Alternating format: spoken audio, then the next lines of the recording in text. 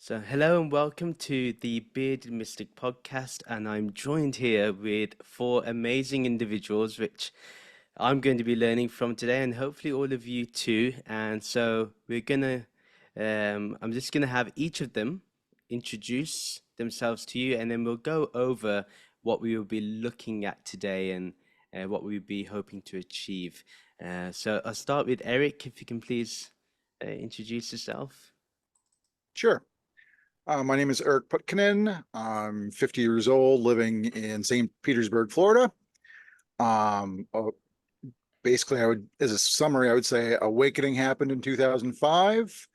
I started podcasting and writing since then, and most recently is my YouTube channel is where most of my current content is. But I would say I tend to talk in a non-dual fashion, but maybe not the most traditional that could be classed as a specific school. So it's not really Advaita or a Buddhism. I kind of transcend the borders. Okay, interesting. Guruji? Hi, I'm Guruji Brahman.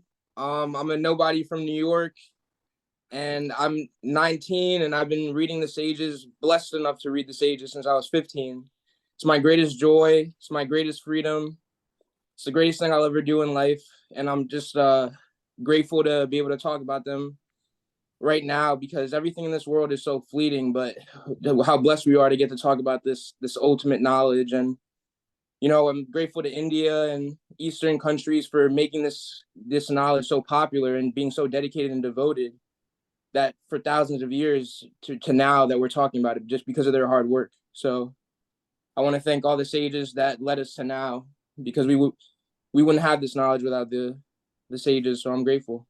I don't even want to talk about myself or anything, but I'll talk about how I started teaching, or I started teaching is, after Enlightenment, Nisargadatta Maharaj, he said, people will start coming up to you, they'll call you a Mahatma, a guru, after you become enlightened. And I'm telling you, it's almost supernatural, this stuff, like how it happens. Like, after Enlightenment, I started my first devotee, Kian, I got my name from him actually. He called me Guruji.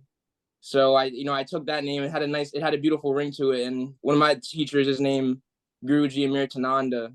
And ever since then, people advised me to go on YouTube to, spread this knowledge more. And I've had fun doing it since, anytime to talk about the sages. Thank you. Thank you. Artem? Hey, my name is Artem Boytsov. I'm 47 years old.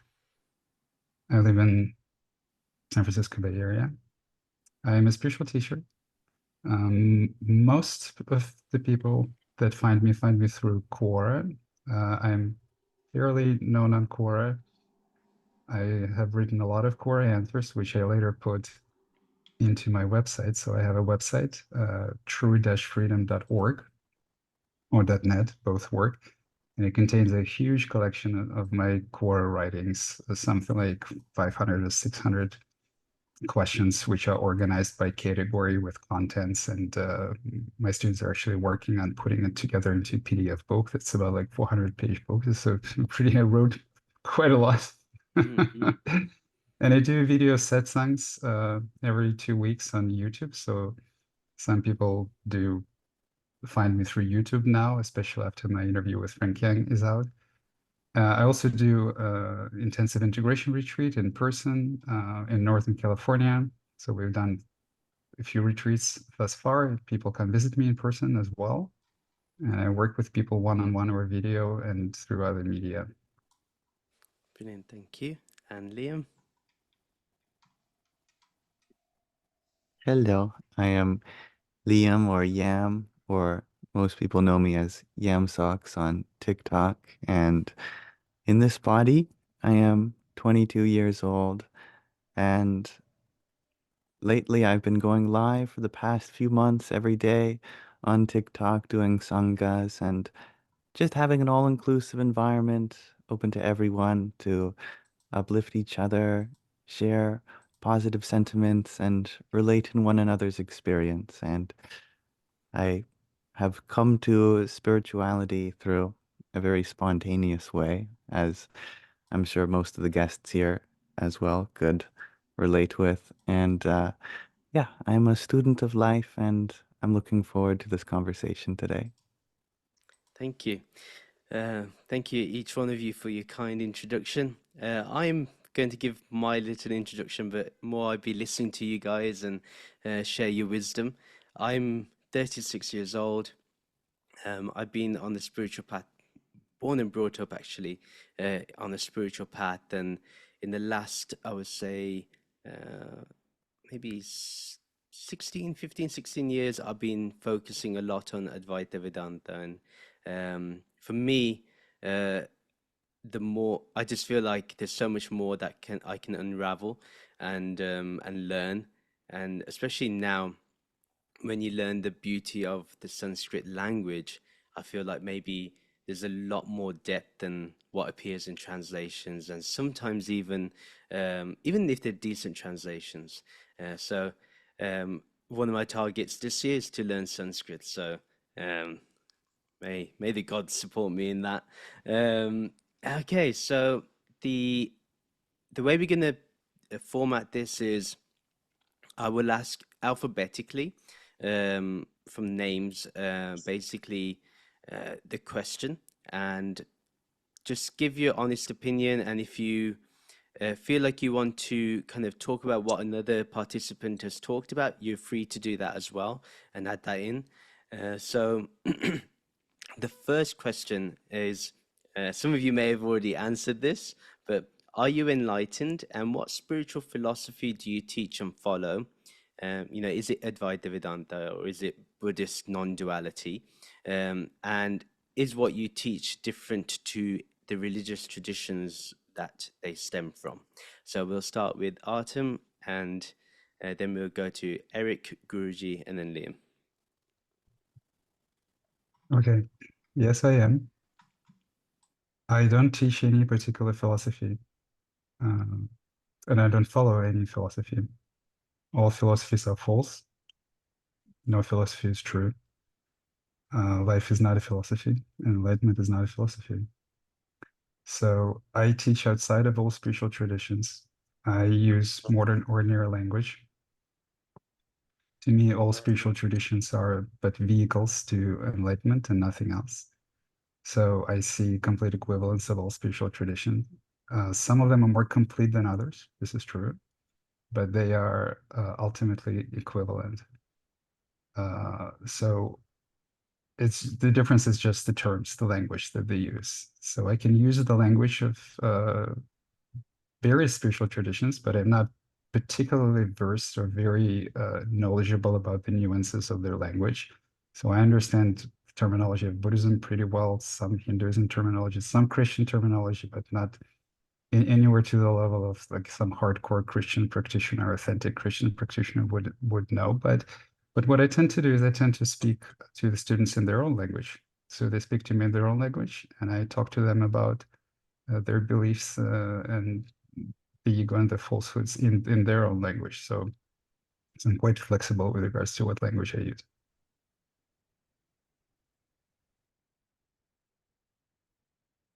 Thank you. Eric, if you can continue. Yes. Yes, I'm enlightened. It happened in November 2005. It was non-dual in nature. So in prior, I hadn't studied anything in non-duality, be it Advaita or Buddhism or anything like that. So I also tend not to teach within any specific school. I do understand that as you're speaking with people and you're teaching, all teachers have to kind of plant their flags, so to speak, and make certain decisions on how they're going to approach. And so I tend to disagree in at least one way with every tradition out there, just because of the way I navigate things. I think I'm pretty close to Advaita Vedanta, but there's aspects of Neo-Advaita and radical non-duality that I also think are kind of right on. So it kind of is a weird blend, I guess. So things like, I will tend to say, Brahman alone exists. There's no other. There's just self. But at the same time, I'll say the world is real. There's free will and choice, which shocks some people on those traditions. And so, and there's reasons for this, but I tend to also speak with people kind of ideally from their own point of view to try to help them understand what I'm trying to say or point to. I typically will avoid all Sanskrit, Pali words. So, anything out of Advaita and Buddhism, I try to stay out of. I might mention Brahman, but that's just kind of a general concept, but that's about as much of a foreign word I try to put in there. I try to talk purely in English terminology, as I'm a fluent English speaker. I don't want to be messing with other words that have a lot more baggage that I don't fully understand. But yeah, it's a way of pointing at the non-dual, non-separation, the fundamental non-separation of everything. And there's different ways you can point at it. To sum up really briefly, I'll get back to the free will, free choice part. I've at times I've said, as there's just the self and there is no other, whether you say nothing is chosen and everything is fated, or you say everything is chosen and free will, it will bring you to the same place as there's just the self. The issue arises when you say, I chose that, but I didn't choose this. That's where duality comes in. From non-duality, you could say free will or fate. It really doesn't matter. It kind of comes down to personal preference. But that's just my 2 cents for the initial. Thank you. We'll go to Guruji Brahman, but before I do, I know you mentioned Brahman is the only reality.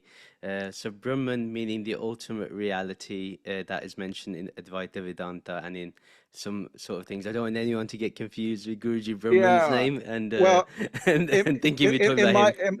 I say Brahman, but in my mind, it could be also consciousness, self, Okay. ground of being, ultimate reality. Pick your term. Okay, sorry, Guruji Brahman now.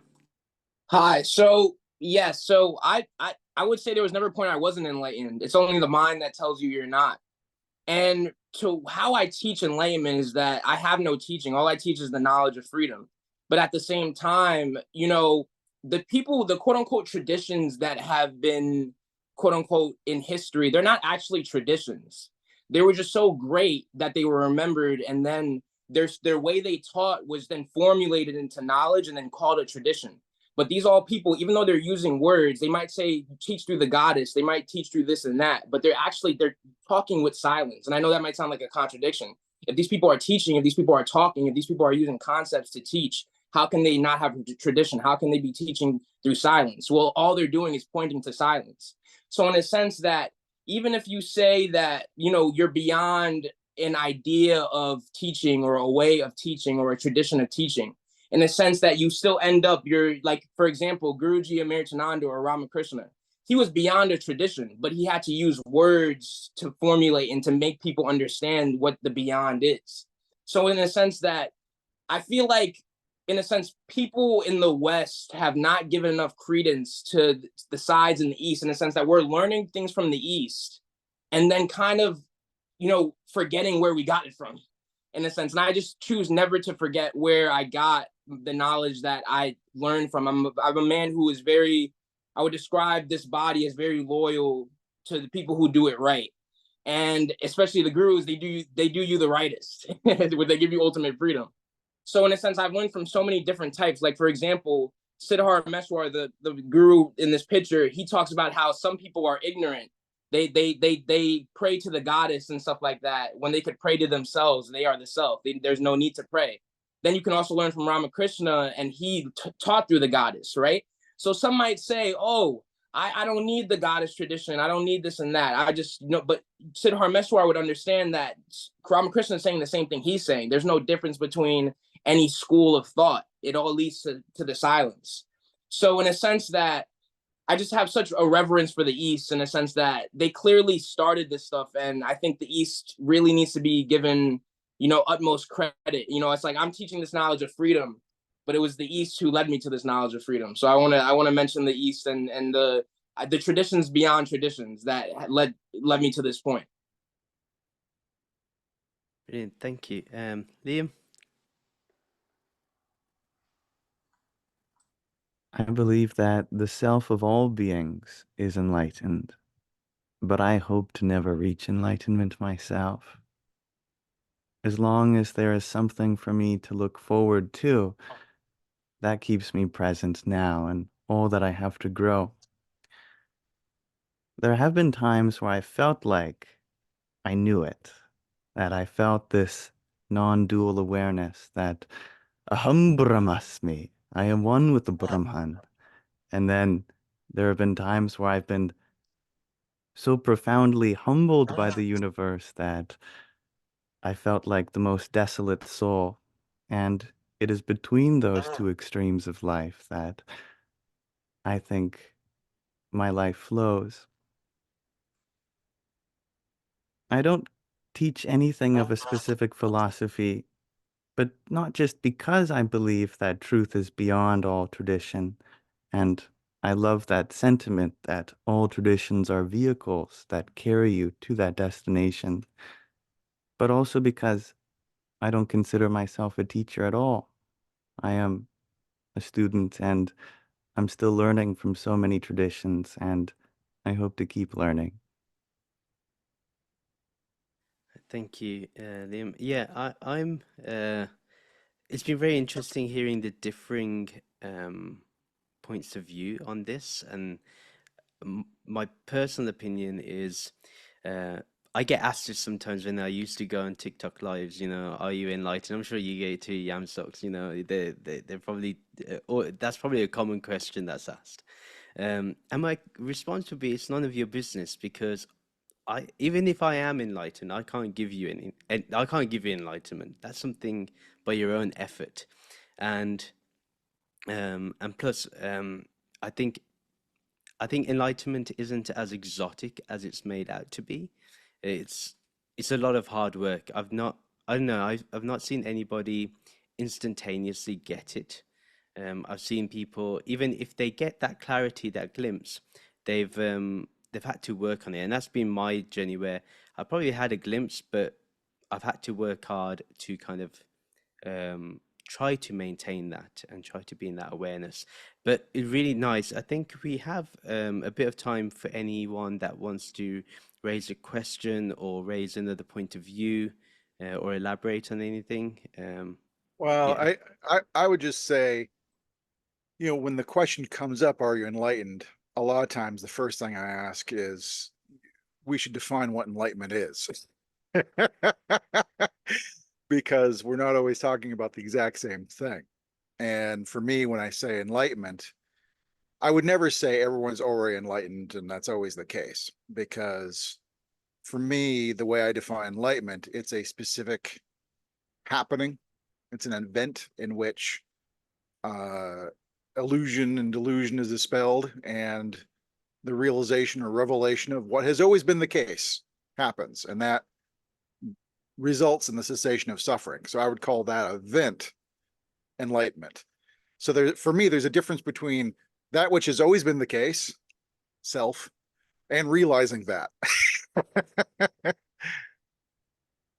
So just to get a bit specific, if Yeah. you realize that that's the self, how do you then practically live in a day-to-day life following that? Is that something you maintain, or is that something that remains ever present?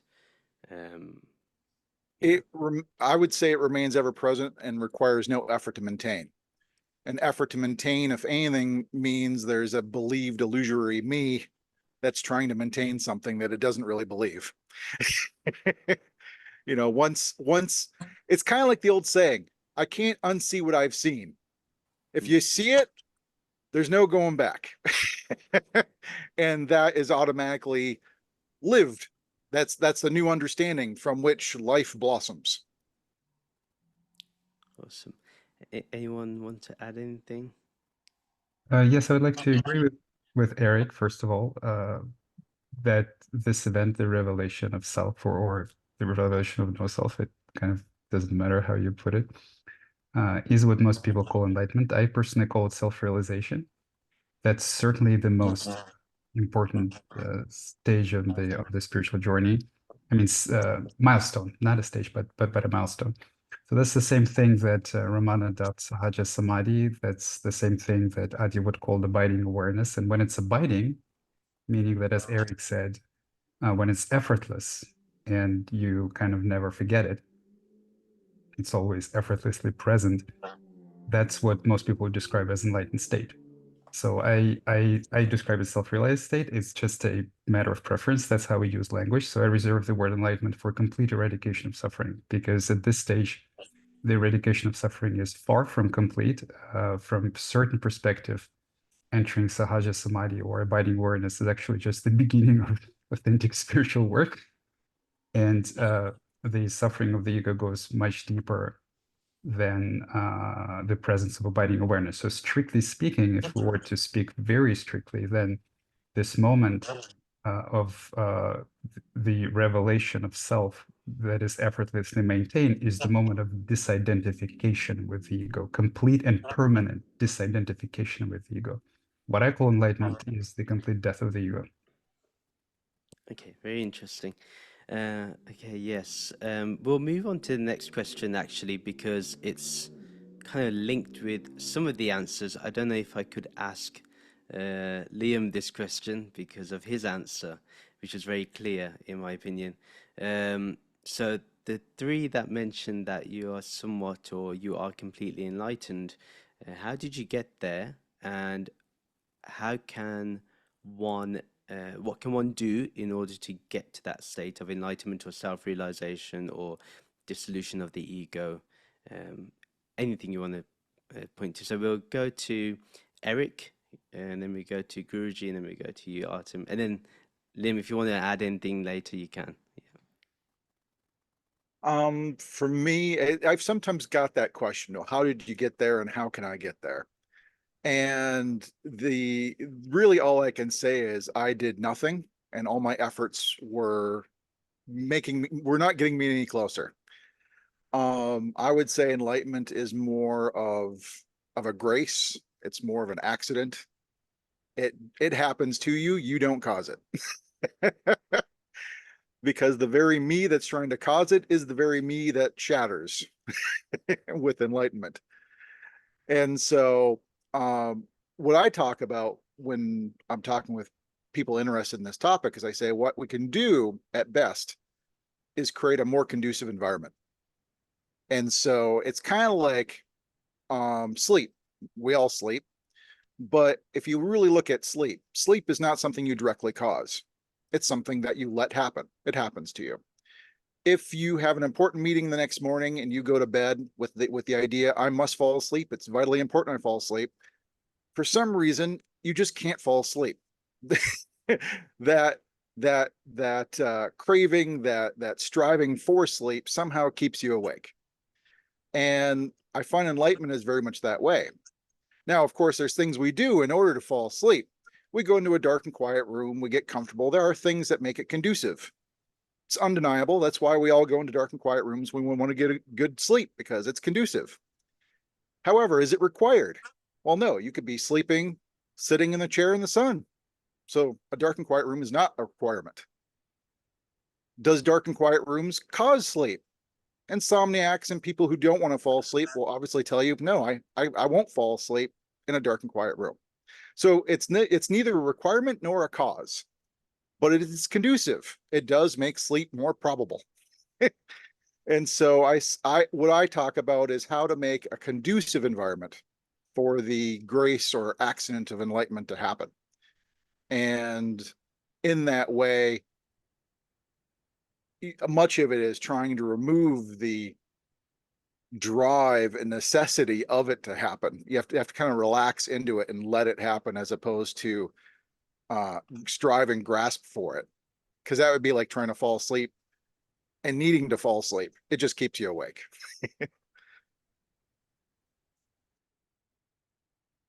Thank you very much, Guruji. So thank you for this question, by the way. I mean, because this is the ultimate, goal is in liberation, and it's simple. Devote yourself to the sages who came before you. You see, a lot of people, they grab knowledge, right? But they don't give credence to the people who they got the knowledge from. But when you are aware of who's teaching you, then it's like a cheat code. It's like a constant sharpening of your wisdom sword, in a sense that when you are aware of your guru, then you can constantly learn from that person, and it makes the process of enlightenment a lot easier. He takes roadblocks out of your road. Things that would have gotten in the way, they don't get in the way because you go to the guru. But a lot of people, they have spiritual pride and they think that they can do everything by themselves, and they go nowhere. Even Sri Krishna, who is called an incarnation of God, he's remembered as God. His guru was Sandi Pandi. But then the Western fools said that they need no guru. They don't learn anything, even though everybody learns from somewhere. So the problem is, a lot of people, the reason that their enlightenment is delayed is that they don't surrender. As Sage Nisargadatta says, a lot of people intellectually understand truth, but only so few are lucky to surrender to the Sadguru, because the Sadguru is God in disguise, leading you to freedom. But a lot of people see devotion to the Sadguru is like nutrition, in the sense that we're always devoted to something. So people, when we're focused on freedom, when we're focused on the guru, our minds are always turned towards freedom, in a sense that enlightenment is beyond the mind. You're already enlightened. But in a sense, a lot of people, they also want their actions to corroborate with what they think enlightenment is. So in order to do that, in order to train your mind to be what your version of what enlightenment you want it to be, because I'm telling you, enlightenment is beyond a state. It's beyond an experience of enlightenment. It's beyond an idea of what you think enlightenment is. So in a sense, like Eric was saying before, the less you try, the more you'll be at that state. So in a sense, but also after that state, a lot of people, they want to be prophets and they want to run off and say, well, I did it all by myself. I didn't need a guru, this and that. No, somebody led you to this point. Somebody pointed to the moon. He wasn't the moon, but he was definitely pointing to it. And the moon actually has a thread on him to point you to the moon. So people, they don't understand that devotion to the Sadguru is very important, because a lot of people say, I don't need the guru, but the guru is also God just as much as you are. So I'm telling you, for people watching this, if you want to see, a lot of people, they want the glorious road to enlightenment. It's like, oh, I did it all by myself. I went through all the spiritual journey by myself. But I'm telling you, the guru is a shortcut, a very beautiful shortcut to enlightenment. And as Sage Siddhar Meshwar says, one who says, I am one with Brahman, I have no need to be devoted to a personal guru or God, is somebody called overly wise. Because the reason somebody is called overly wise is because they feel that they did it all by themselves. And a lot of people, they fill people's heads with spiritual knowledge, but they lead no one to liberation. So the beauty of this is that when you surrender to the Sadguru, as Siddhar Meshwar says, he bestows his state onto you. So in a sense that when you meditate on the master, you gain freedom, you become the master. So in a sense that you start to liberate others. But you have the problem is that you have a lot of people who aren't pure and they aren't surrendering. I love people who, they spread the knowledge of the sages, but they don't claim that they're enlightened, in a sense, when they're not enlightened. You see a lot of people, they're trying to get the glory of a sage without being a sage themselves. But the people who, they spread the glory of the sages and the enlightened masters, they end up naturally becoming enlightened because of that selfless love to the sages. It kills. So that's another thing of beauty, Guru Bhakti, is it kills selfishness. So in a sense, you don't care for fame, but as Siddhar Meshwar says, you get fame. So it's beautiful in a sense. And you'll see that, notice how all the sages, even Sri Krishna, who are remembered in history, they always had a guru. Even Lord Datreya, he had 24 gurus. Everybody who's remembered in history has a guru. I'm telling you, that's not a coincidence. That's not a coincidence at all. I'm telling you, at all. Thank you, Guruji. We'll go to Artem now, and then we'll go to you, Liam. Jigetta is your name, right? I mean, you could call me Guruji. Guruji. I'm gonna call you Guruji if you're gonna call me Lord Buddha. Say it again? If you're going to call me Lord Buddha, I'm going to call you Guruji. I guess we'll call each other nothing then. Okay, Jigetta, right? Who is your guru? That's not my name. Okay, who's your guru? I have a lot of gurus. Nisargadatta Maharaj, Siddhar Meshwar, Madhusudana, Are any of them alive? Ananda. We could go all day long. I have a lot of credit to give. Are they all dead? They're not all dead actually. I have an alive master named Madhusudana, Sri Madhusudana. Great. Okay, perfect. Thank you for telling me that. I thought that maybe they were all dead, so at least you have one alive one, which is good. Okay, so I hope you spend time with him. So I wanted to mention something. Well, first of all, Yes, the guru can intensify the spiritual process for sure, but there are no shortcuts on the spiritual path. This is a delusion. The working with the guru would be actually more difficult precisely for that reason. The spiritual path is actually the path of suffering. The spiritual path is about revealing the unconscious suffering of the ego to the level of consciousness, and a good guru can do this more efficiently than anyone else. But it's not like you can avoid the suffering of the ego. Well, nobody said you can avoid the suffering of the ego, but the reason I say it's a shortcut is because, as I said before, it's taking roadblocks out of your road. So things you would have had trouble figuring out on your own, the guru has knowledge of it already. So he increases your discriminating power. That's why I call it a shortcut. Obviously, I suffered a lot. This is the reason. Everybody who goes to enlightenment has suffered a lot in their life. So I definitely understand that, but I know you want it to be called Lord Buddha, but you seem to be a little off. But I'm saying that I'm not saying that, it's like, it's a fast track to enlightenment. There will be a lot of suffering. Sage Nisargadatta lost his wife, his daughter, he lost his business, he lost a lot, but he got enlightened in 3 years with the Sadguru. So what I'm explaining with the shortcut is I'm not saying it makes it easier, but it also does in a way because it increases your discriminating power. So it's like things you would have had to figure out on your own, the guru already figured it out already. So it's like, what is there to figure out when he has the lessons and you learn through his life lessons? For example, Shankar Maharaj, as you're growing, a lot of people, you mentioned Lord Buddha, a lot of people, they get caught up in like the version of Lord Buddha, this behavior. But then when you see a Shankar Maharaj, who he used to carry alcohol around and brandy, in your mind, that is a shortcut. You're saying, oh shit, like I thought Lord Buddha, being a vegetarian, not drinking alcohol at all, behaving this certain way is enlightenment. But then I see Guru Shankar Maharaj, okay, that's a shortcut. So we may have a different, I like to give credit to the people who made my path easier. So we might have a different, version, or, we might have different love for our teachers, but I like to give credit to the gurus and say that they just make the path to enlightenment easier. That's why thousands of sages have given credit to their gurus. The gurus are a shortcut to enlightenment. They definitely are. And not in the sense that you're thinking simply, in the sense I'm saying, it makes it like you won't have to go through any suffering. The universe doesn't play, Kali doesn't play like that. You will have to go through pain. As Anandamayi Ma said, suffering is the path to bliss. But you know why Anandamayi Ma is a shortcut to that? Because she told me suffering is the path to bliss, which made me accept suffering easier. So she is a beautiful shortcut. So I will give, they definitely are. So Guru does not make it harder at all. Actually, and the Guru, if you know how to listen, the Guru makes your life a lot fucking easier. So the Guru is a beautiful shortcut. Thank you so much. I love talking about the gurus. So thank you. I want to thank you again for this opportunity. I love talking about the gurus. Thank you. I love giving credit to my teachers. My friend, could you please not interrupt me next time? I will interrupt you if I feel like you're not even responding to my point correctly. So I'm not trying to waste people's time with you talking and feeling like first of all, you said what I said was delusion. It's like they say the biggest fool is a man who thinks he knows. It's like you're talking, wasting people's time, and you're not even responding to what I was saying properly. So it's like I'm not gonna say Nisargadatta says, I don't adhere to social etiquette. I adhere to truth. So it's like I don't have time to waste to listen to you respond to something I wasn't even talking about. I'm sorry. It's like Rahul, is it possible to arrange it in such a way that I will not be just so I can make it clear, what we'll do, if you can please answer the question, and then if there's anything you want to rebuke later, I will give that opportunity for sure to do that. So if you disagree with someone's, whatever they said, anyone, you can, I'll give that opportunity at the end of everyone's answers to do that for sure. Is that okay? Are you talking to me? To everyone. This is to everyone. Okay.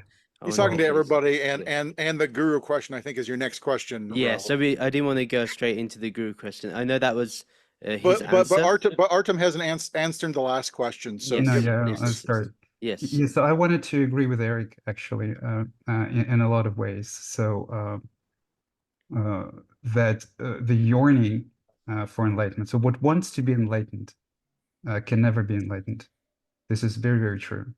So the yearning for enlightenment, the wanting to be enlightenment, seeking enlightenment, this in itself, you can call it hindrance, but it's not hindrance in a way, because it's also the manifestation of egoic suffering, because the ego wants to be enlightened because the ego wants to be happy.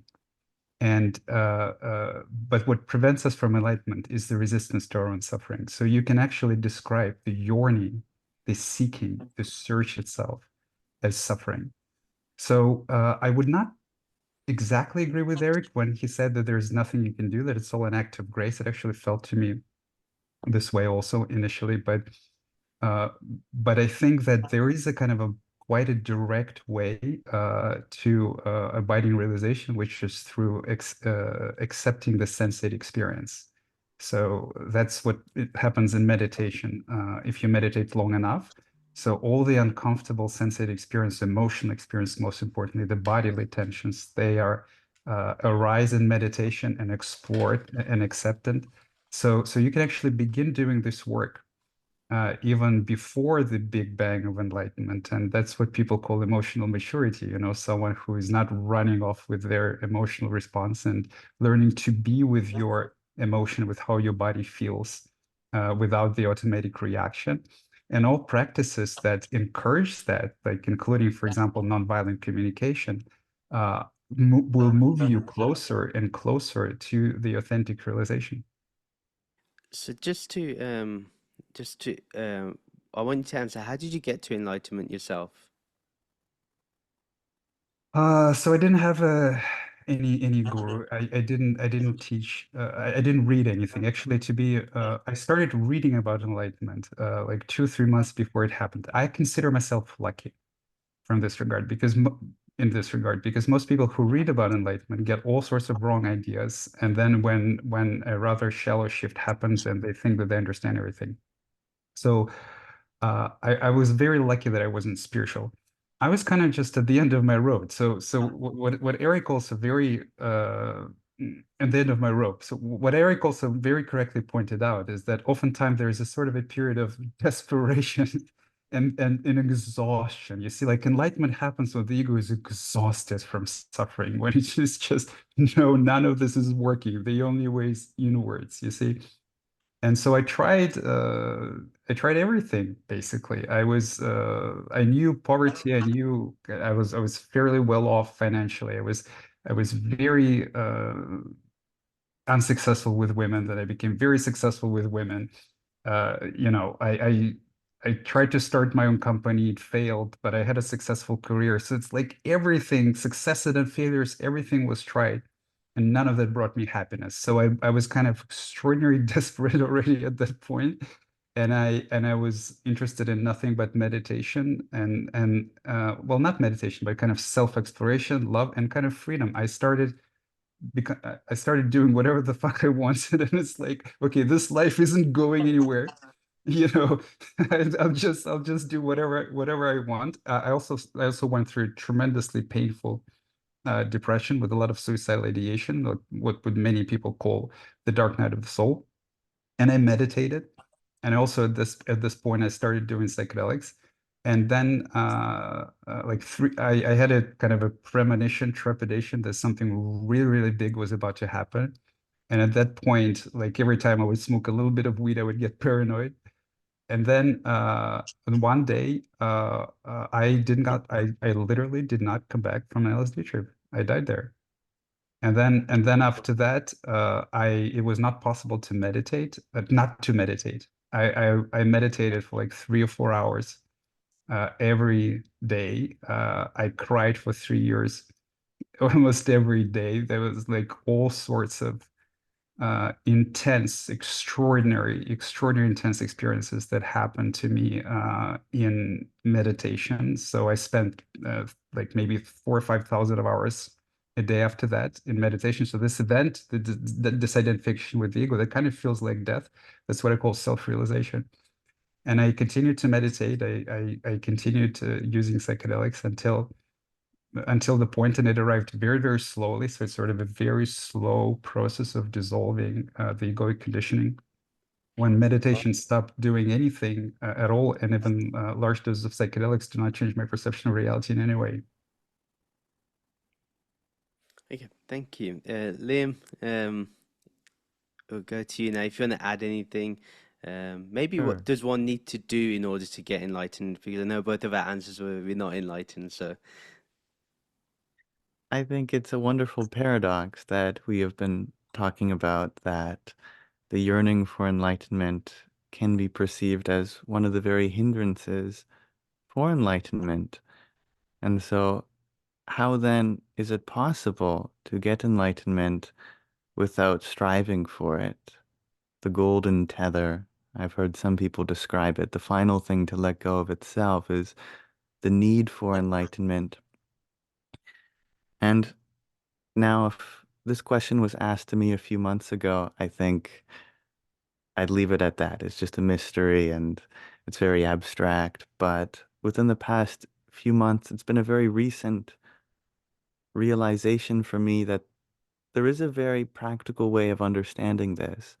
And it's that higher than mukti, enlightenment, is bhakti. Enlightenment, if you perceive it as the highest, then you'll still be striving for something that's selfish.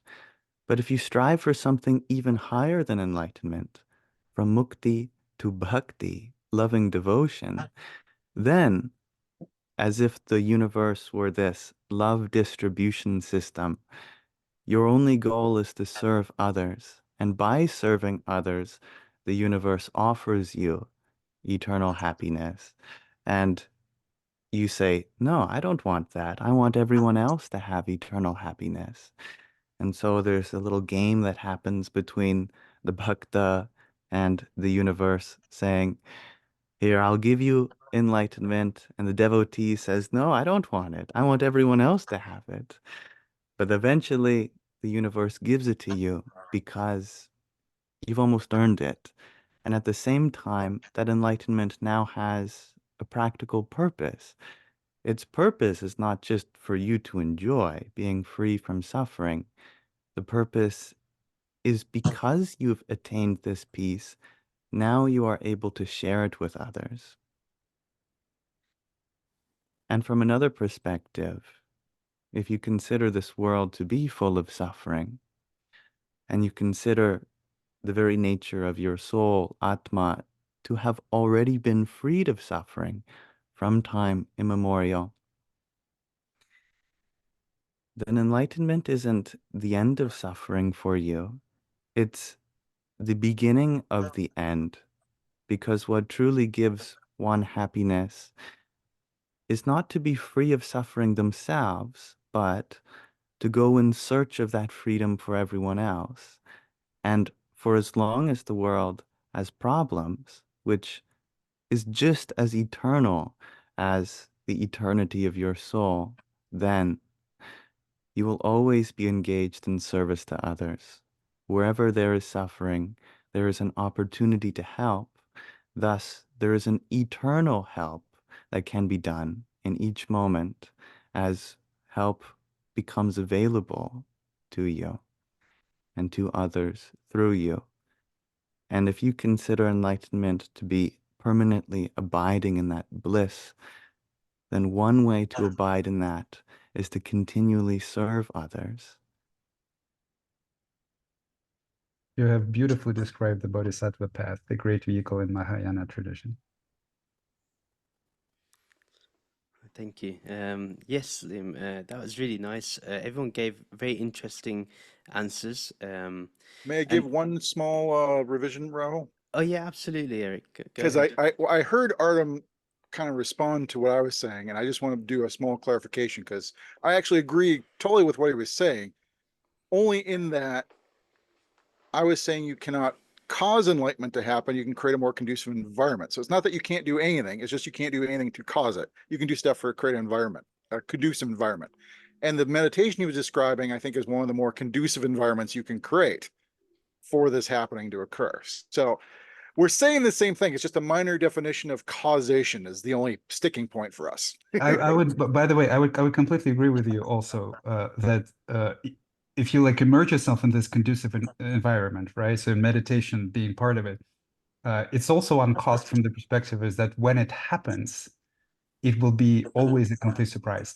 Exactly. It's not something that you can predict. It's not something you can fantasize. You cannot imagine this experience. And you So didn't when see it it happens, coming.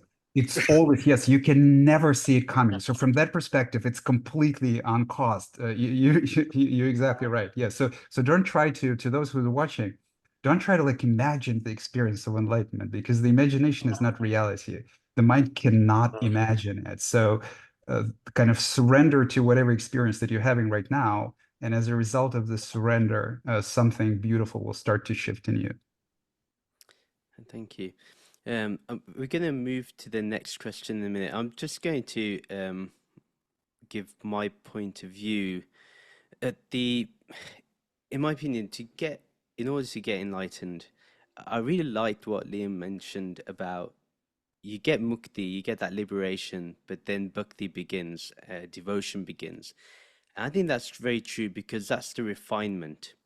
It's very easy to get free and believe one is free. Again, that can be a notion in the mind as well. And the sages, as Guruji has also talked about, and generally from the East, that warning has been given about the idea that one has attained enlightenment when actually the full integration has not occurred.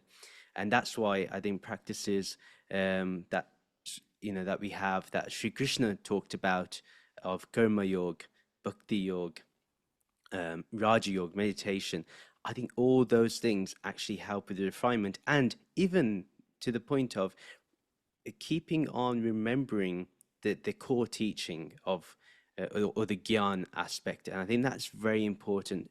So the reason why I find enlightenment to be such a misnomer, and why I disagree with anyone kind of claiming enlightenment, is you're bringing it into time, and yet you're talking of the timeless, and you're talking about an event in a history that does not exist, nor a future that is going to happen. So it's very interesting. But yes, there is something that happens. I agree there's a shift, and I think I agree on that perspective. But yeah, in my opinion, in Advaita Vedanta is very clear. We're all enlightened. It's just it takes time for us to know, maybe.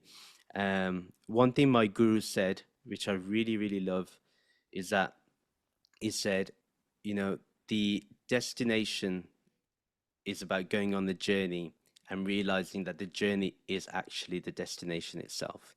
And I think that's very true when it comes to self-realization and the process in order to get there, which is important. So this brings me to an interesting point, because listening to the answers, if you can also elaborate on the next question of why you agree or disagree with this, because that would be very important.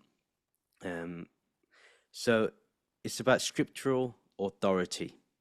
So is scriptural authority necessary for a valid teaching of non-duality? I'm going to assume that most of us are talking, or spiritual practice. We don't have to use the word or term non-duality. We can use spiritual practice. For a valid teaching of any spiritual practice, or is it just experiential insights are just enough? And whatever you choose, please do elaborate why, and what's your backing for that too. So we'll go with Guruji first, and then we'll go to Liam, then we go to Artem and then Eric.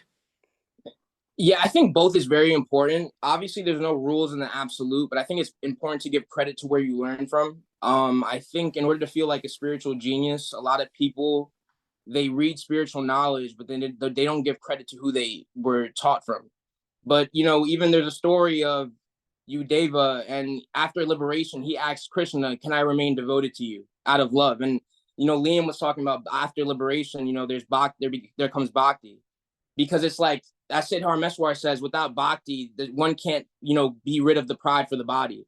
So in a sense that you have some people who, they have spiritual ego in a sense that they don't feel like they need to give credit to the people who taught them, and they take people's knowledge. And especially in Western culture, it's where everybody's trying to be like an entrepreneur in a sense. And it's like, oh, you sound smarter if you say, oh, you didn't learn it from anybody, you just did it all by yourself. But that's foolishness, because everybody learns from somewhere. So, even Lord Maitreya, who is, remembered as a great guru, he had 24 gurus. So in the sense that a lot of people, they don't want to give credit to the lineages, but they don't realize that there is power and love and bhakti and giving, credit to where, like, a lot of people, they use terminology, but they don't know, where did you get this terminology from? You didn't, even the parent teaches the child how to walk. You learn this from somewhere. So where did you learn all this? Like, you know what I mean? So it's like both are kind of important in the sense that, you need an enlightened teacher because everybody learns from somewhere, but also the inner guru will lead to will lead to that true inner silence, that true inner nirvana. So it's like, you got to learn from the master and then you have to kill the master. But also after you kill the master, because there's no one way in the absolute, right? So it's like somebody might have a specific way and then another might have a specific way, right? For example, like Sage Ashtabakta, he was very like renounced, like he didn't wear much clothes and stuff like that. And then another teacher I learned from Osho, who had Rolls Royces, a bunch of different, he had a watch, everything. So it's like you can learn. There's so many different ways you can learn from, but it's going beyond a way. And every true teacher is going to lead you beyond a specific way. He's going to lead you to the way of all ways, which is freedom. So I think it's important to give credit, and especially to give really strength to the knowledge, because as I said before, everybody who's been remembered as a sage in history had a guru before them, even Sri Krishna, even Lord Rama. They're called incarnations of God, and they had gurus, they had teachers. So you have a lot of people who, and the universe, things get evened out in history. So it's like the people who were honest and gave credit, they also give credit. They get credited, they get remembered, and they get love. But the people who they want to be entrepreneurs and they want to feel their spiritual ego, okay, they might, teach people this and that. Here, anybody can, go on YouTube and start to teach and get this and that, the algorithm, that. But when it comes to really being recognized as a sage, really being, really teaching and being your teachings being remembered in history. Like you have some people, they were like Sage Ramana says, a realized one, he could be in a cave and people will come find him and teach and ask him questions on enlightenment. But then you have some people who they feel like they don't need to give credit to the lineages, but then it's like the universe doesn't play. Like they don't get remembered. It's like I'm telling you, every single guru, even the ones who didn't have a direct guru, they gave credit to like dead gurus that they learned from. Even Sage Siddharmeshwar, he talked about Tukaram in his writings. He talked about Kabir in his writings, even though Basheb was his main guru. So it's like everybody learns from somewhere, and that's how beautiful Siddharmeshwar was. Is that he could have read Tukaram and stuff like that and said, oh, let me take the knowledge, let me change the words a little bit, right? Subconsciously change the words and then say, oh, let me not give no credit to the author that I read the book from or something like that. But actually, Sage Siddharmeshwar,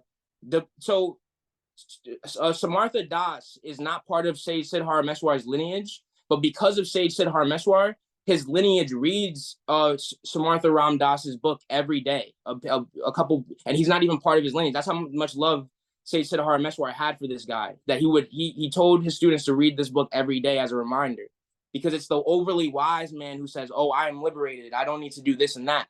Liberation is beyond the mind, but we still need to train this tool of the mind to be focused on wisdom, because a lot of people, they're devoted to a woman, they're devoted to gaining money, they're devoted to this and that, they're devoted to their spiritual ego.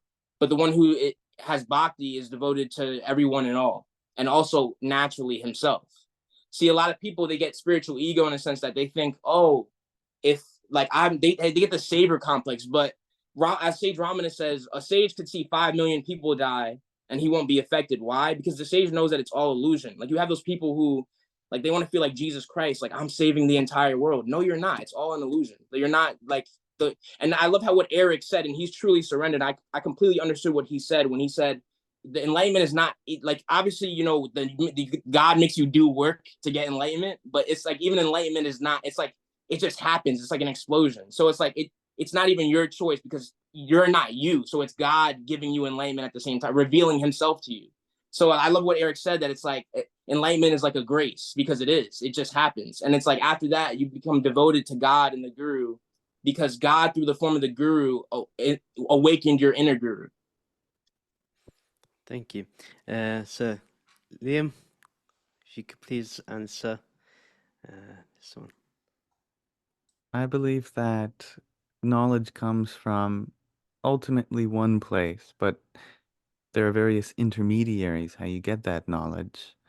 I mean, of course, the ultimate source of knowledge is the source of everything, Parabrahman, but that Nirguna Brahman descends into the form of Saguna Brahman, which descends into the form of Maheshwara and Ishvara, Brahma, Vishnu, Shiva, etc. But all of those very abstract conceptions of dissensions of that source energy we call God, for everyday people like you and I, how do we have access to that? It's not like we have their contact in WhatsApp and we can just ring them up. Hey, God, what is the answer to life, the universe, and everything? So great sages who have dived deep into themselves and found that connection within themselves, they, of course, wrote these great scriptures. But the scriptures are also so esoteric. So the scriptures also have been descended into various different levels.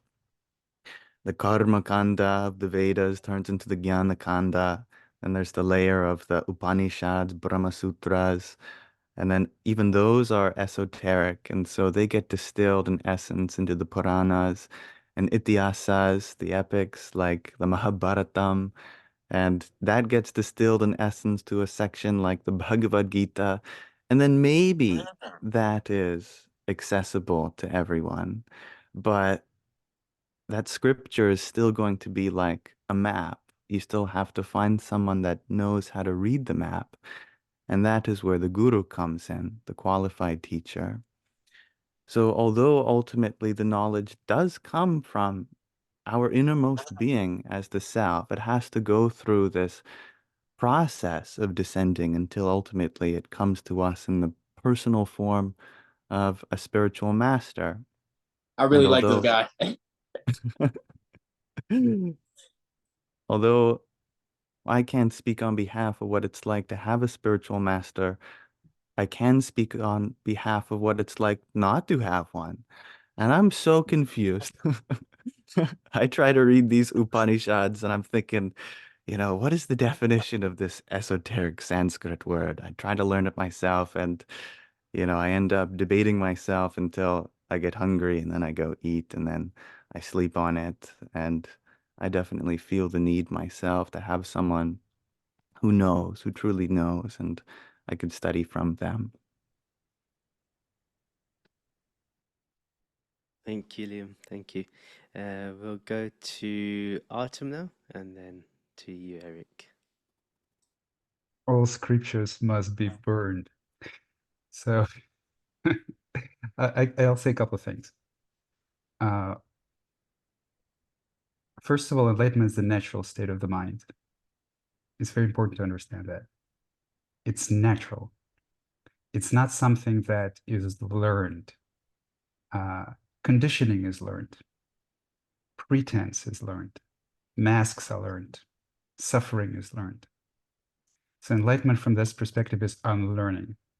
So even to suggest that is not possible without someone else is the ultimate deception of the ego. So you need other people to realize the truth of your nature. I'm not saying they're not useful. I'm not saying that teachers are not useful. If I thought teachers are not useful, I wouldn't teach myself. But it's yours. It's inherently yours. And so when it comes to scriptures, one has to understand that the knowledge that is pointed to scriptures inherently belongs to everyone. So it's not that on the path of enlightenment, it's not like we acquire some knowledge, but we drop the falsehoods, we drop the beliefs, we drop the lies, we drop believing the things that we think we know. And so from that perspective, what scriptures do is they speak to you. They don't speak to the true part of you, actually. They speak to the false part of you. They create an experience in you. They move you. There is an echo, probably. Jogetta, could you please mute yourself? No? Hello, who's Joe Ghetto? You. That's not me. I'll mute it. I'll mute it. All right. Thank you. So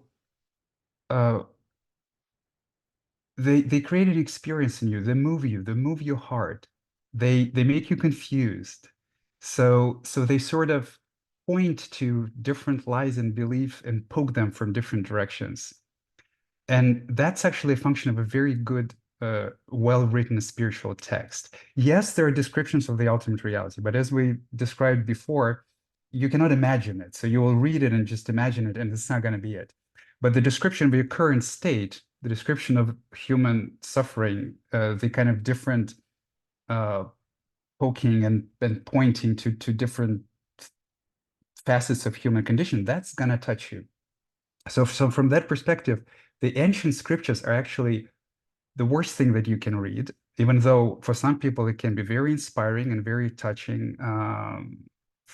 Absolutely. But they are so separated from us by hundreds of years of culture that it's not very close to you. Like the people spoke very differently back then. The words meant different things back then. The life was very different back then. That's actually precisely the reason why they are so appealing to the ego, because it's like some fantasies, the romanticized past, some fantasies of the past, like ancient wisdom, things like that.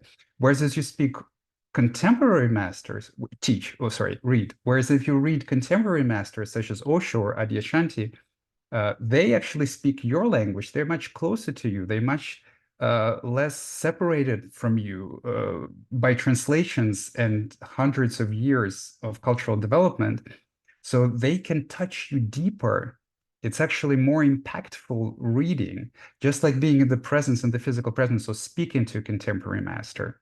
So being obsessed with ancient scriptures and dead masters is actually a great way for the ego to never face itself and remain in kind of romanticized fantasies. So that's what I have to say about it. Thank you, Artem. We'll go to you now, Eric. Probably pretty similar to Artem in this. For me, the revelation, the realization that we call enlightenment is all about seeing. And that seeing is ultimately non-conceptual. No concept can ever grasp it. And even in trying to put it into a concept, you're already putting in error. So all scriptures, all concepts inherently have error. Not to say there's no value in it, because I would say scripture can give pointers at times. It can inspire. But I would caution against becoming attached to it and overly reliant on it. Even if it, especially if it counters what you've seen, the realization. Because like I said, I often talk about choice and free will. Well, the classical Advaita, because of the culture it came from, almost as a culture, they've chosen fate and predestination is the way. And so their scripture basically says there is no free will. Am I to abandon the idea of free will because scripture says otherwise? No. So I don't say scripture has the ultimate authority. It's more of pointers and inspiration, and to be held loosely, not overly tight. Thank you. Before I open the for any rebuttals, because we have a bit of time for that. Personally, I think scriptural authority is very important because it is the manual that tells you exactly what has been achieved in the past, and it has been tested again and again. A text like the Bhagavad Gita being still remembered, still gone, people still going to the masters you talk about, Osho and Adyashanti, have all read the Bhagavad Gita. There is a reason why Osho did a beautiful commentary on the Bhagavad Gita and the Ashtavakra Gita. So, and plus Osho would be considered a dead master now, and somewhat Adyashanti is not teaching anymore. So I get the contemporary master. I actually agree with that. You should have a contemporary master, but a true contemporary master will always, always pay respect to scriptural authority. And that's from obviously an Advaitic perspective. And again, I also do agree that one should not get stuck on the words, and there are cultural issues that can come up, but that's the point of having a guru, which will be our next question, and we'll go to that shortly. But the point of, I think it was Liam that mentioned, it is a guru that kind of helps you define those concepts that we may find difficult, and that's true. I do agree there may be concepts that we find challenging, or words, and that's the point of having the scriptures, and those words, they're echoes of a past that still tells us that realization can happen and is a reality, and points to a reality that is ever present, that I think we all actually are talking about indirectly. So yeah, I just want to give my point of view of that. And again, my master, my guru, told me that whatever connects you to that ultimate reality or that awareness, that's the truth. And whatever is not related to that truth is just culture. And with those teachings, you don't have to pay too much respect on. And I wanted to raise something that Eric said. I don't know if anyone else will, but in Vedanta, it's not just that everything is predetermined. There is an element of some level of choice that we do make, but the choices we have are kind of restricted, kind of like a menu. The McDonald's menu is not going to be on the KFC menu. You got a specific kind of set menu of choices that you can make. So that's the true understanding, in terms of that. Yeah. But I would say, from my point of view, in my teaching, I would say that creates an unusual duality. I chose this, but I cannot choose that. That reinforces the idea of me, which is the basis of what I'm against and what I talk about.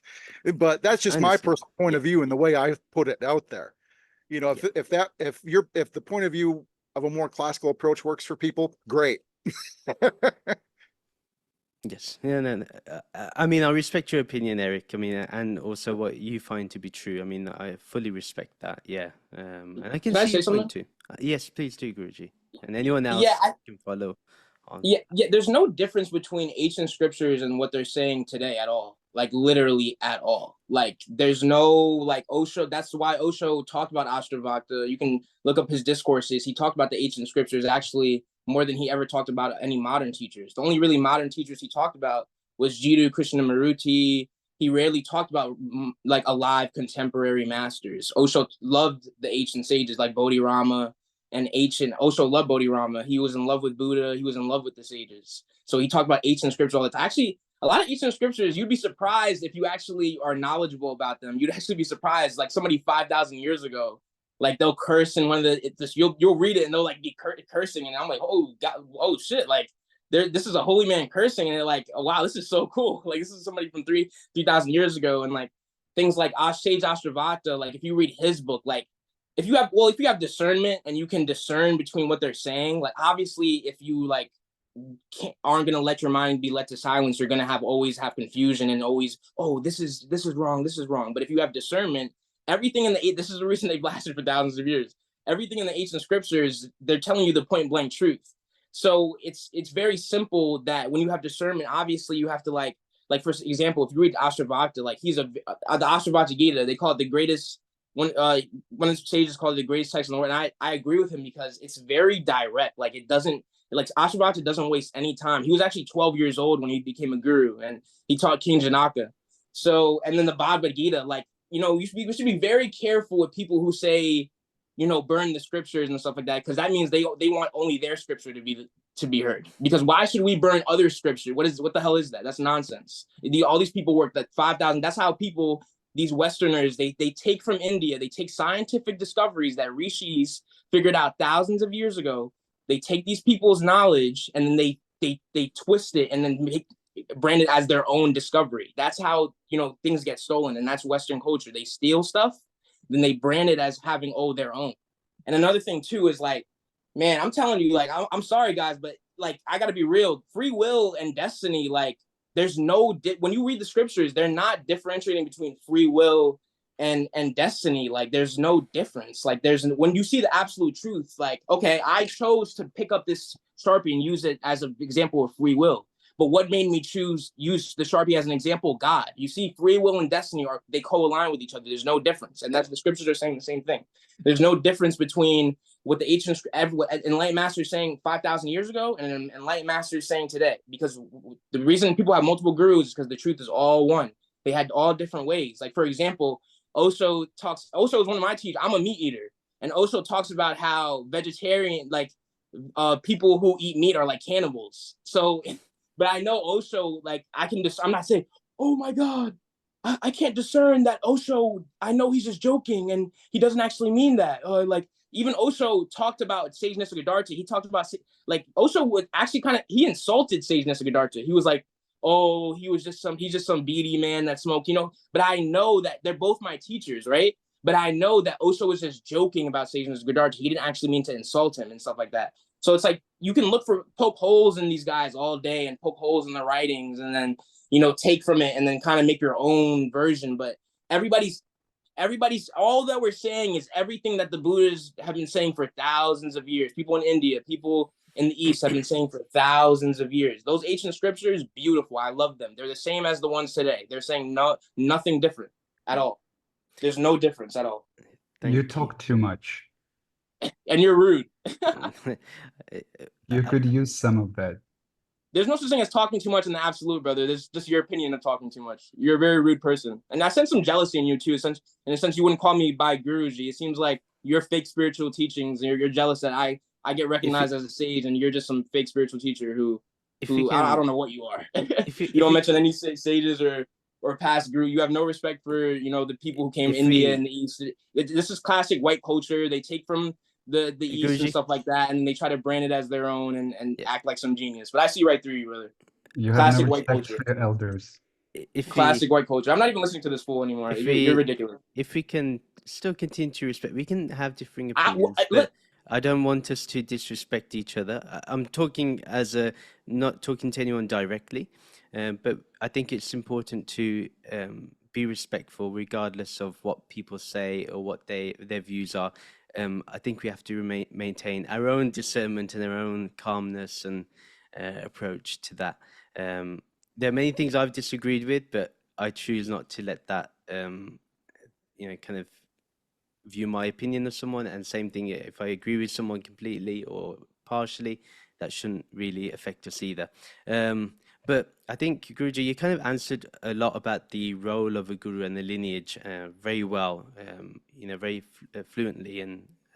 And so I want to ask everyone else. We'll go with Liam first, and then Artem, Eric, and then you, Guruji, at the end, to talk about what is the importance of having a guru and an established lineage. And I know, Liam, you mentioned you don't have one, but you can speak a bit more about what it's like not to have one, or you may see everyone as a guru, so it depends. And then I'll add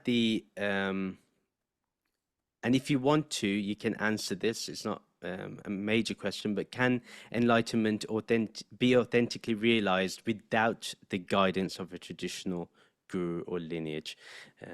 Over to you, Liam. A wonderful question. I like the trinity of Brahman, Paramatma, and Bhagavan, which is a very logical chain of reasoning that leads one to a guru. It starts with that Sanskrit root br, which means to expand, and you add the prefix man to make it Brahman. It becomes the personification of that expansion, that all-expansive one, the omnipresent, all-pervading one, which is a synonym for the ultimate reality, that which is within all things. And it's a very self-evident truth that whatever the nature of existence is, the truth of it must be Brahman. It must be all-pervading. But that leads one to a very interesting corollary, which is that if that one truth is all-pervading, then it must be within us too. And that part of it which is within us, that's known as Paramatma, the higher self. And so not only do we have this lower self, the jiva, that's invested upon with the power of an ego and intellect, mind, senses, and body, it is illumined by that Brahman, and the local epicenter of that illumination you could call the Paramatma, the higher self.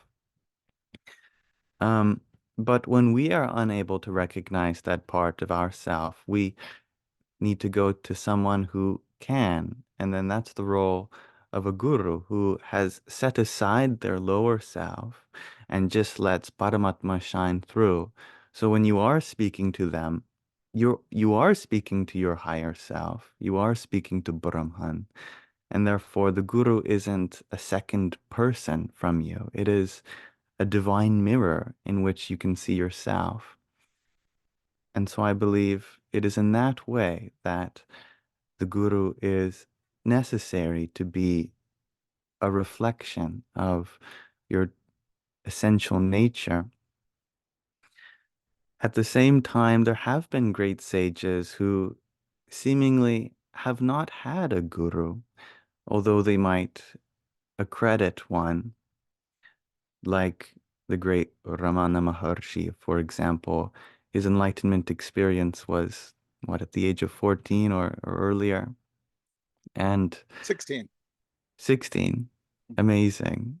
And yet there was no Vedanta that led to that. Not in that lifetime, at least. But if you accept the immortality of Atma, the eternity of being, then this body must not be your first incarnation. And that leads to the concept of samskaras, past life impressions. So it is only my educated guess that Ramana had some profound samskars from his past life where he was just put to the edge of that liberation, and it only took a final atma vichara, self-inquiry, in his next incarnation to really wake up to this idea that who he is beyond body, mind, and the world, pure, awareful consciousness. And so who is to say of those great sages' previous lives and their connection to Brahman through Paramatma and finally to Bhagavan, the person who is an incarnate form of their true self. That is my experience, my opinion, at least. Can I say something real quick? If we can do it at the end, if we go through the answers and then we'll come to you. You can mention it in your answer later. No, I want to ask, what time is this? Around 5-ish. Okay. Yeah. I just want to be aware. Sorry. This is the last question, basically. Yeah, maybe. So we'll go to, is it Artem now? Yeah, we'll go to Artem now for your answer. Can you repeat the question, please? Yes. What is the importance of a guru and an established lineage? Or, can enlightenment be authentically realized without the guidance of a traditional guru and lineage? Okay, so I'll start with the latter part because it's very easy. So of course it can be, because it's your natural state, it's your birthright. So of course it can be. There's no question about it. Now the importance of established lineage and the guru. The answer here is it depends entirely on the quality, the depth of the guru's realization and the quality of people in the lineage. Most people in the lineage are not enlightened. They're not even authentically realized. They follow a tradition. They follow a teaching. I'm not talking about kind of right now. I'm not talking about specific like what figures in the lineage, but basically I'm saying most Buddhists are not Buddhists. So most people who follow the Buddhist path are currently following the Buddhist path aren't enlightened. And you can go to a Buddhist monastery and you will not see an authentically realized person there. Now, in lineages, of course, most of the people there have had various degrees of realization. Some of them were very deep and left students who they also taught and left writings and they were authentically realized, for sure. But when you're working with the guru, you're actually working with a person who is alive right now, and it's very difficult to discern the quality of that person actually as from the separated state. It's extremely difficult, especially if you have a spiritual ego. If you have a spiritual ego, you'll basically hate an authentic guru with passion. But generally speaking, the only advice that I can give is that if you feel that there's something off with regards to the guru's authenticity and honesty, then there probably is. So like there are a lot of gurus who do a lot of hand waving and speaking in strange terms, always wanting to point something to you. Like if you cannot have a normal human level conversation with your guru, my suggestion is to run away from them. So it's difficult to find a good guru. The problem with the authentic spiritual path is extremely long. So it's like from self-realization to enlightenment, there are years and years and years of spiritual work.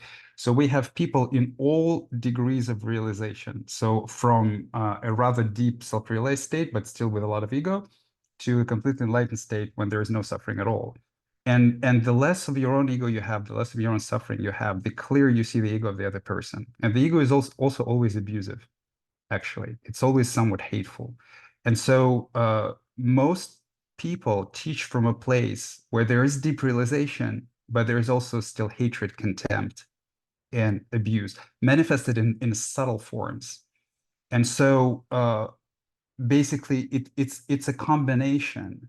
So when you're working with an authentic teacher, you're most likely going to get the combination of those things. So he will move you towards the right direction, or she will move you towards the right direction from the place of their egolessness, but then they will also move you to the wrong direction from the place of whatever's left of their ego.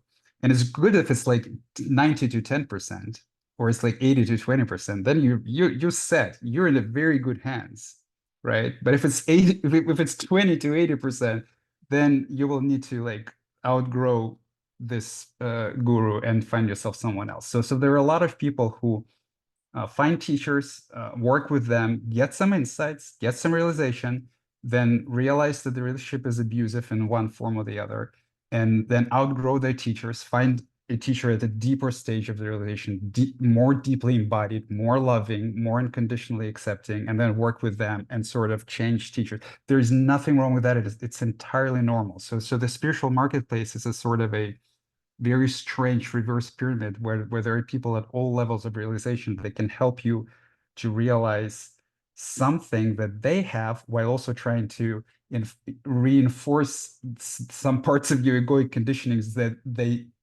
they also have. So it's kind of a labyrinth, the spiritual marketplace. You have to be very careful in it. Thank you, Artem. To you, Eric. Well, I mean, enlightenment is fundamentally a realizing who and what you really are. And I would say it would be a bad illusion to think that you could not realize who and what you are without someone else. So I say it's very possible. And that's from my own experience.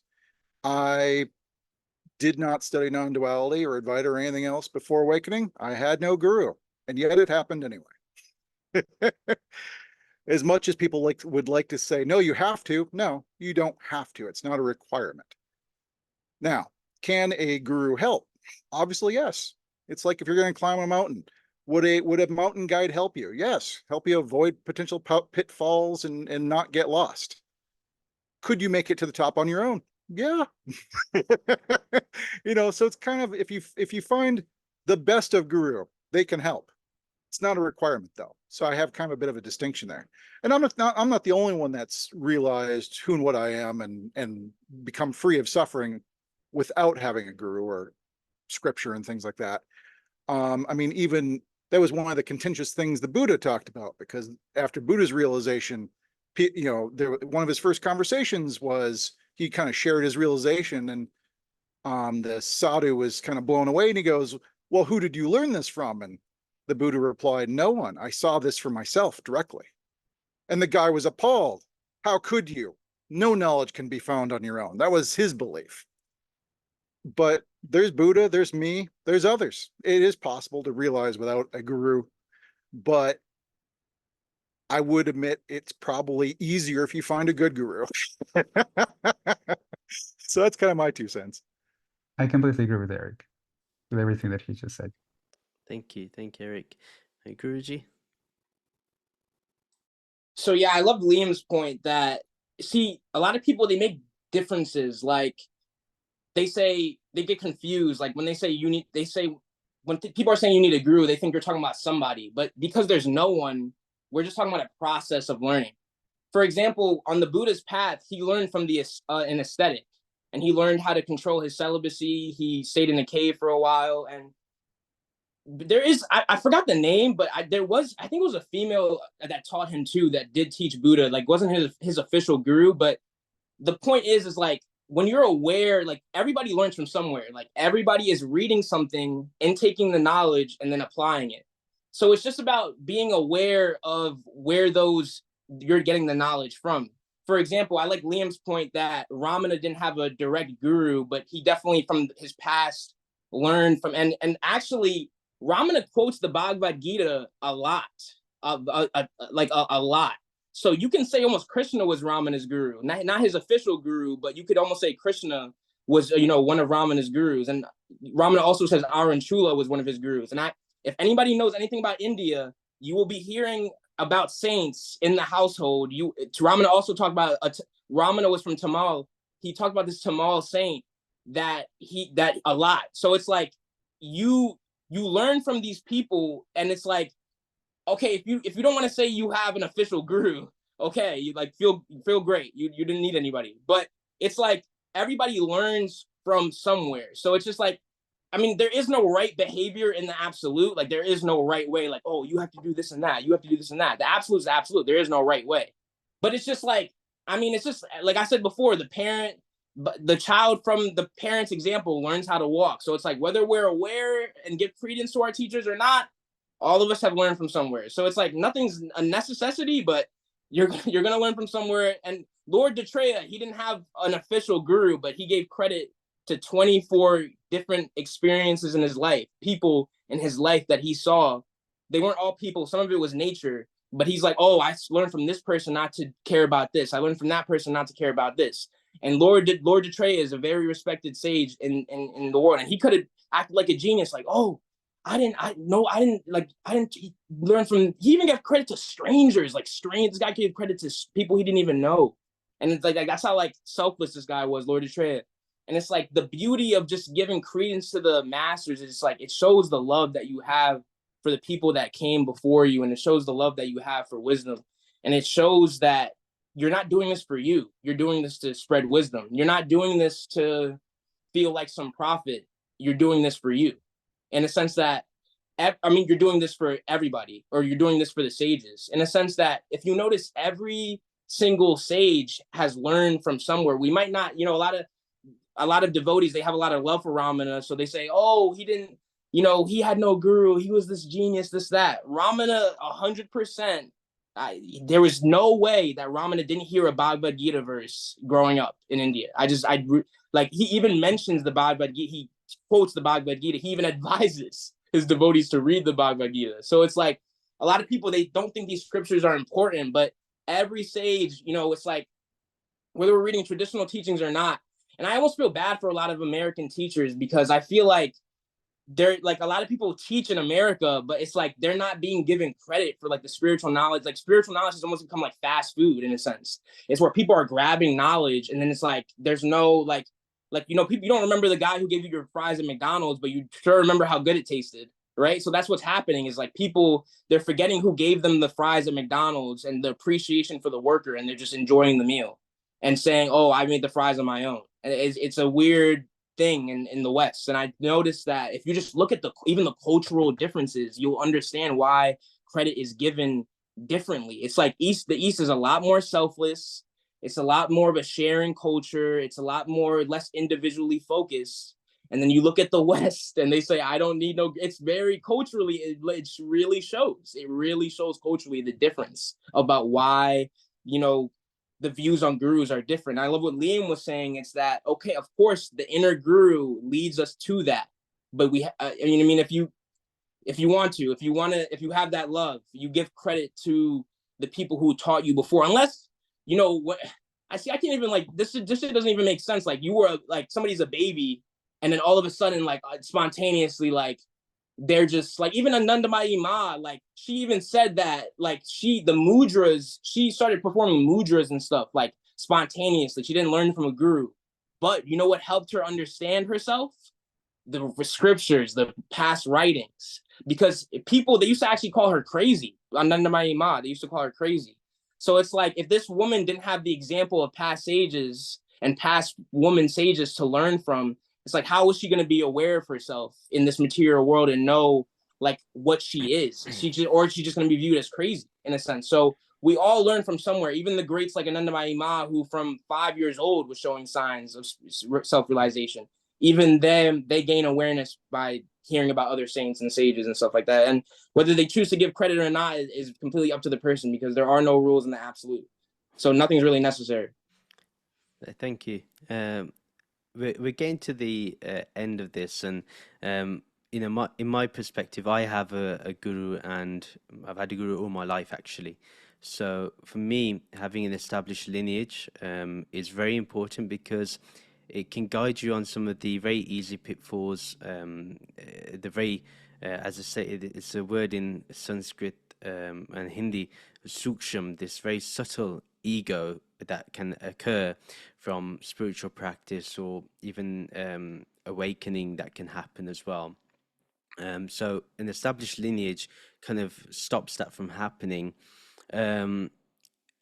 I'd written down, because I think Artem, you said that you got ego death from LSD, and you know, I wrote down here that the greatest drug for me is the guru, because the guru gives that wisdom that actually gets rid of the ego, and creates that ego death. In fact, I would say the guru is not the body, but is the wisdom, or is the direct perception of the ultimate reality, that wisdom that knows that reality. The guru is just that embodiment, you know. And every, you know, the gurus that I've listened to throughout the years, they've always maintained that the ultimate truth is more important than their own selves. And that's when you know they're a good guru, because they give credit to the teaching rather than themselves. So yeah, I mean, I personally believe in tradition. I also see, you know, I also see, you know, I do give credit to the more modern teachers too. It's good to have modernization, but again, some of the traditional things are good and should be kept. And there's some amazing Western teachers, I would say, who are following lineages, like Swami Tadatmananda Ji and a lot of the Ramakrishna mission teachers who are from the West, brilliant in their approach. And then even when you go to Neo-Advaita teachers, there's some that have really helped others, and we cannot take credit away from that either. So yeah, I think we're good with time. I think we've established a lot. It's been a good discussion. I know you know, a discussion is good when it gets a bit heated, then it cools down, gets heated, gets cooled down. That's part of the process of learning. That's you know, there's a word, tapasya, in Sanskrit, which is like you're getting burnt, you know. So hopefully, some of us, well, I still think I have an ego, so a bit of my ego probably has got burnt today. You know, I'm grateful for all of you, and I appreciate the time. I know we had more questions, and if we all agree, we can even meet again at some point to go over the other questions, which, you know, touch on some very important things today, um, again, the modernization of teachings. I know today we talked more about the traditional aspect, but now the next part will be probably the more philosophical and more modernized approaches, and looking at that properly. So, but what I want to do is actually give all of you just a minute just to kind of give your concluding thoughts, and then we'll, you know, say bye and respectfully say bye to each other. So what we'll do, we'll go from the at the beginning, from you, Artem, Eric, Guruji, and Liam. Okay. So I wanted to mention that first of all, like all this knowledge is inside of you. All the spiritual knowledge is inside of you, instead of anybody. And what meditation and psychedelics do is that they make it visible. So that's actually why in complete enlightenment, psychedelics don't work anymore at all. Like there's a famous story of Ram Dass giving 12 tabs of LSD to Neem Karoli Baba, who was an authentically enlightened master, and I confirmed that. And he wasn't affected at all. So that's kind of my experience. And it's a testament to the fact that all knowledge is internal. So the guru can only help you guide you there, but it's still your path. So speaking to the audience, it is still your practice. It is still your meditation. And if you want to experiment with psychedelics, please do it slowly. Don't take huge doses. That's reckless. So meditation practices can be extremely efficient. Working with teachers can be extremely efficient for as long as you keep focus of your investigation on yourself, not on scriptures, not on enlightened sages, not on lineages, not on your teacher even. You know, who cares? On yourself. The teacher is only efficient, any teacher in the context of spirituality is only efficient as far as he can help, or she, as they can help you realize something about yourself that you have forgotten, that you have always known, but you were in denial of. So that's the only measure of a teacher. If the teacher does not help you to realize or see something about yourself in any way, about how you behave, why you behave a certain way, why you struggle with certain things, what your illusions are, what your misconceptions are, what your misperceptions of reality are, then if your teacher doesn't help you do it, then it's a bad teacher. And if the teacher helps you do it, then it doesn't matter where he is spiritually speaking at all, for as long as they help you do it. You know, your grandmother could help you do it if you listen, actually, and reflect. So that would be my kind of parting speech. Is focus on yourself. As Gautama said, be the light onto yourself. It's your journey. And gurus and masters and scriptures, nothing but help, but it's your journey. Thank you, Artem. Now to you, Eric. Well, it ultimately comes down to dispelling illusion and delusion and seeing what is as it is and always has been. And so ultimately, you already have everything that's required. It's within you.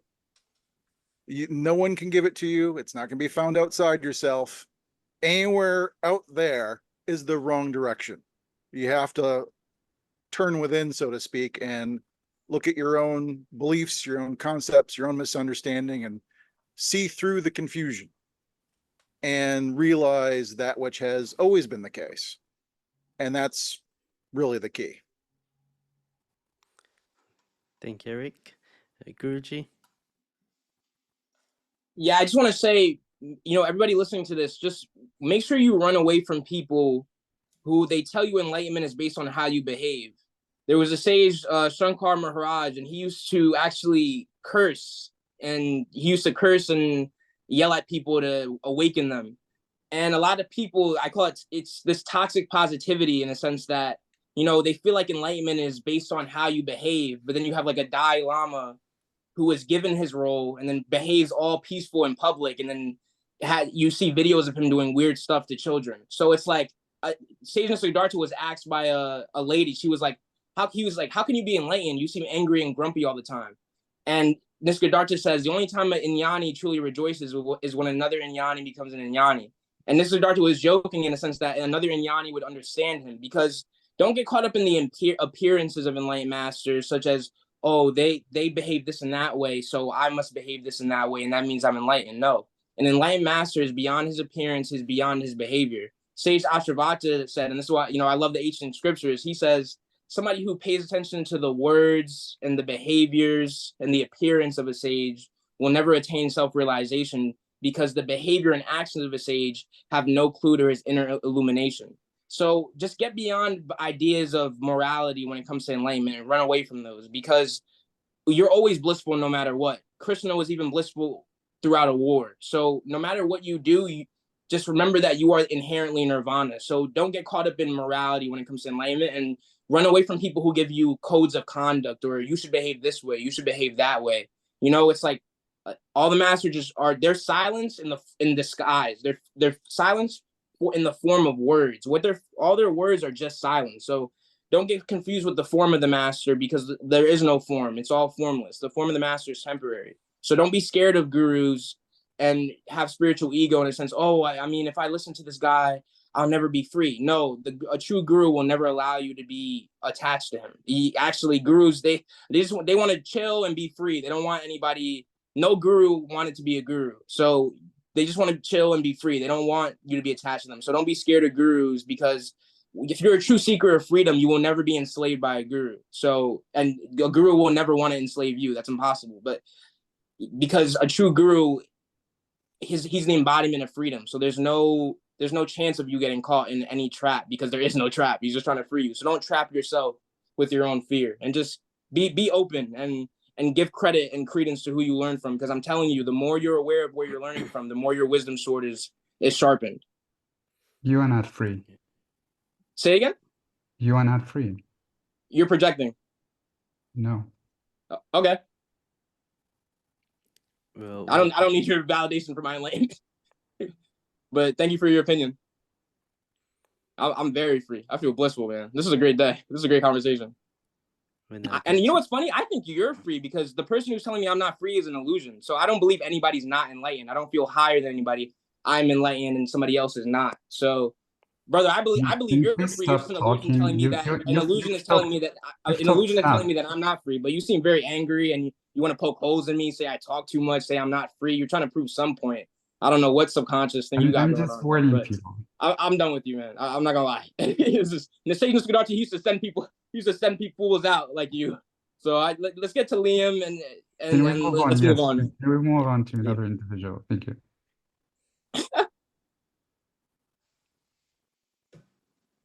Well, today has been a very eventful conversation. And I think it has, in many ways, been a productive one. So I thank you all for being here together, and Rahul for setting this up. I'd love to come back with you all. I've definitely learned a lot in this process. And I wanted to end with a short 1-minute story of something that happened with Advaita for me since the last time we spoke, Rahul, on this platform of yours, where I was getting immersed in Advaita, non-duality, but at the same time my suffering was increasing more and more, and my anxiety was a lot behind the scenes. After your last interview with me, the first thing I did was I'd pick up my vape and I'd take a big hit. Or I'd go home and I'd hide in my room. And, my internet persona was very spiritual, but my personal life was filled with a lot of suffering. And at some point, I had to acknowledge the fact that it wasn't working for me. The relationships in my life were suffering. I was becoming a bitter person, and just saying over and over to myself, Aham Brahmasmi, Tattvam Asi, I am the ultimate reality. Even all this suffering is Maya, illusory. It has a way of only increasing the anxiety, I've found. So I was very humbled in that regard. And during a span of 3 days when my anxiety wouldn't go away, I was throwing up repeatedly. I couldn't fall asleep, and no amount of non-dual teaching helped me. And that's not anything against non-duality. That's a personal thing. I was not ready for it.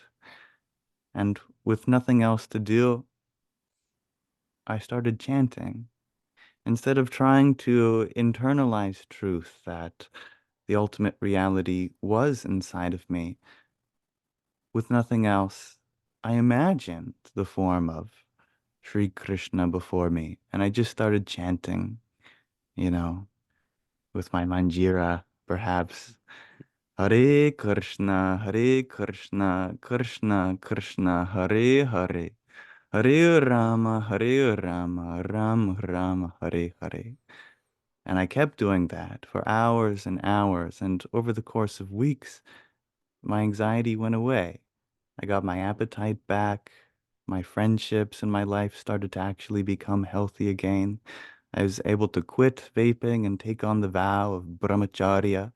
And I say this not to say that this is the way, but it is possible to get through that experience.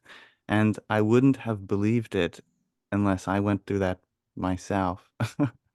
I think, although I was very much immersed in jnana, that path of knowledge that Krishna talks about in the Bhagavad Gita, I was very much lacking in my karma yoga and my bhakti yoga. I wasn't being a good son, a good brother, a good friend, and I certainly wasn't acting with loving devotion towards this source of life. And so some part of me had to exist in duality. I had to see the holy other in order to truly understand my own needs and wants. And it is with that understanding that I come here today. And I think I'd like to end it there. Thank you. Wow, that was a beautiful story, man. Thank you for telling that. Wow, that was Thank you. amazing. Thank you, Liam. Thank you. Thank you for sharing. I know since our last conversation, it's been some time, but yes,